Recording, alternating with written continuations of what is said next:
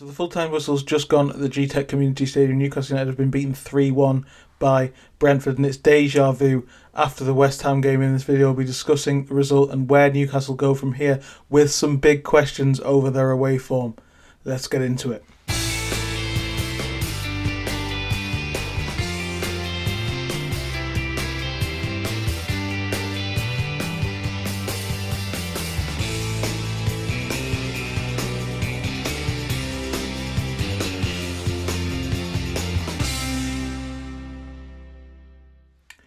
Hello and welcome back to my YouTube channel. I wish it was in better circumstances. Another defeat on the road, 3 in a row in the Premier League for Newcastle this season. They're still winless since April as well. It was a really poor second half performance, having gone in at half time ahead. The second away game in a row, the second game in a row in the Premier League, in fact, having taken the lead and succumbing to pressure and undoing of their own accord. Again, I think the big thing to start with is Eddie Howe's substitutions, or lack thereof, timing of them, management of the game, I thought really was poor in that second half. Particularly, the big place to start is Dan Burn. Obviously gave the penalty away and got himself sent off for 2 yellow cards, and that was coming for a long time. Whether you think that the first one was a penalty or not, obviously there was contact, but I think the big thing to say there is that because Stuart Atwell had given a yellow card for a dive, the big question was whether it was a clear and obvious error or whether it was a dive, and the fact that he did make a meal of it is probably why it wasn't given. There was obviously contact, and if it was given as a penalty, I don't think it would have been overturned. So it's a strange one there, but that was the moment at the very latest, really, because it was obviously coming from that point that Dan Burn should have been taken off. Eddie Howe waited too long. 5-10 minutes later, he gives the penalty away. Again, that's probably less contact second time around, but Newcastle gave the penalty away. Igor Thiago went and scored to make it 2-1 after Kevin Schade had levelled from Harvey Barnes, and then Thiago scored again to make it 3-1. And it was just the undoing of the same things again that we're talking about. We're going to be saying very similar things that we did after Brighton, that we did after West Ham, and this is the really big question that I don't want to talk about Eddie Howe in or Eddie Howe out. I'm sure there's going to be a lot of debate about that on social media and with the very reactive people who film and talk on various different platforms. For me, I'm not going to get into the Eddie Howe in or out thing. I'm definitely not calling for his head.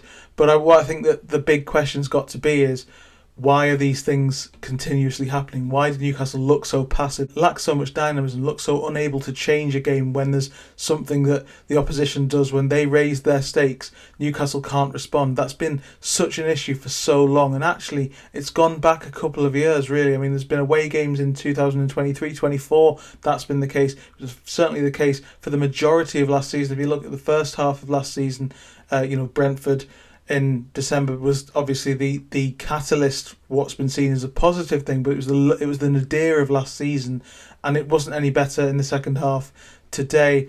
And then at the back end of last season, Newcastle had problems, and there was just a lack of anything about them. And I think these are deep-rooted issues. These are deep-running problems for Eddie Howe to solve that he hasn't shown that he can at this stage, and that's quite a worry. Again, I'm not saying that I want Eddie Howe out, or that this is a question over his future or anything like that, obviously. But I think that the counter argument of just saying, well, he's won a trophy and he's done so much for the club. Yes, he has, but he still has to come up with answers for these problems because they're so deep-rooted. And the other thing that I really wanted to touch on that I noticed today, but I've also noticed in previous games, is that teams have worked out effectively how to play Nick Woltemade. As good as he has been whenever he gets the ball, for example, today, that touch in the box that allowed Harvey Barnes to get the ball and then his turn before his finish, it came from a brilliant Murphy cross, but a fantastic touch from Woltemade. But that was his first touch in the box in the entire game, and he barely had anything else to do. He barely got any opportunities because he drops deep. It makes it easier for teams to pick him up, but that's something that's going to naturally happen. It is then on Howe and the team to find a way to exploit the space that he leaves, and that just doesn't happen. Barnes wasn't getting into central areas. Murphy was very static, and he's very good when, as we've said so many times, very good at what he can do, which is get the ball, run, cross. The very simplistic version of his game he's very, very effective with. But when he's asked to do something a little bit more complex, a little bit more convoluted, we see his limitations. And I think that this is a big problem for Newcastle going forward. Woltemade is going to be marked out of games because that's the first port of call for teams. But the answer to that from Newcastle is absolutely non-existent. There's nothing off the back of that comes from anything. And as I say, those are the two big things that I noticed today. Eddie Howe's lack of proactivity in the second half when Brentford came up with answers to change the game. It's so simplistic. It's so easy for home teams just to raise the stakes, and Newcastle don't have an answer. The midfield looked, again, quite passive. Joe Linton went off. Ramsey came on. Didn't really show enough, I thought. Tonali decent in possession but came off. It was a quite strange decision, I thought. Bruno, again, good in possession at times, lost the ball, tried things but lost the ball. His positioning was a little bit off. Lack of urgency a couple of times as well.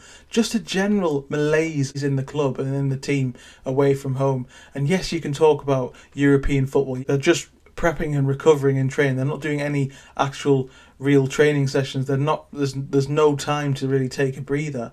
And obviously there's an international break, but a number of those key players will now go off and play international football. So there are big problems at Newcastle away from home that aren't just this season, and the European thing isn't an excuse because the entire, as I said last week, summer was built towards building a squad that was capable. And we all said at the start of the season, at the end of the window, the big thing that Newcastle were able to achieve was a good squad with players going out and players coming in. The majority of those were improvements on players who went out, and that was the big thing that we said. Yes, Johan Wissa's not there, and that's been a massive problem because I said this in a video the other day. Newcastle lack that potency, and now you see that Woltemade dropping deep. I said in the summer that I didn't see Woltemade and Wissa being players who could play together as a regular basis, but it would absolutely be worth seeing at some point in December whenever Wissa's back, because I know that's been put back again according to Craig Hope this week. Once Wissa is back in the squad, it would be interesting to see, because Woltemade isn't getting in at the front post. There was a great cross by Murphy in the second half that just wasn't responded to by anybody at the back post, and it's because Woltemade was further back in the box and dropping a bit deeper, but also marked by two players. You've got to understand that the first port of call for what Woltemade has been able to do this season is to mark him out of the game, put two players on him. But that, in turn, creates some space elsewhere that Newcastle just don't have the proactivity to exploit. And I think this is a really concerning performance, again, that is exactly the same issues as against West Ham. The lack of intensity in the second half, the lack of ability to change the game, the lack of control once Brentford just created a little bit of an opportunity. We had Kevin Schade scoring the equaliser. Thiago scored twice. Ouattara was probably the man of the match, going after Byrne. We've known that Dan Byrne was going to be a big problem at some point this season when he was playing at left back, and he's actually done fairly well at different times, specifically at home. But I go back to what Bruno and Tonali said after Wednesday's game in the Champions League. Away from home is really difficult. Newcastle have to show more. And the really concerning thing about this game, I think, is that Newcastle said after the West Ham game, but in the build-up to the Athletic game, after the Athletic game, it was all about the response coming on Sunday. It had to be more. And in the first half, they were a little bit better, but they just completely capitulated in the second half. And there are deep-rooted problems that I think are really, really concerning. And I don't know where the answers are coming from at the moment, because the players just don't seem to have the capabilities. And I've said this so many times about this iteration of Newcastle United. First phase, first plan A is absolutely fantastic when it works, but where's the plan B? Where's the answers in the game to change it when something's going wrong? It doesn't feel like Newcastle have those, particularly away from home, when the intensity is raised by the home team. Brentford did play quite well in the second half, but Newcastle allowed them to do that. And with Woltemade so isolated and so marked out the game, that's the first thing that you would imagine any team would do, because they've seen what he can do this season, because he's had so much impact. When he gets the ball, he's impressive. When he gets the ball, when things do happen for him, he's still an impactful footballer. And that touch in the first half for Barnes' goal really shows that. But the lack of understanding of how to react to him being marked out of the game and exploit whatever comes, because there's naturally, if two players are on one player, that means there's space somewhere else that Newcastle just didn't exploit. No intensity in midfield, no dynamism, no creativity again, and Eddie Howe's substitutions and game management just completely at fault in this game. Let me know if I'm being too harsh. As I said, I don't want to say that I'm Eddie Howe out, because I'm absolutely not. But I also think that the counter-argument that will undoubtedly come this week, that he won a trophy, he's got Newcastle in the Champions League. Yes, he has, and he absolutely deserves massive credit, and he did a lot of credit in the bank as a result of that. But it doesn't bring answers to massive, long-standing, deep-rooted questions that are impacting Newcastle away from home. It isn't just this season, it isn't even just since April.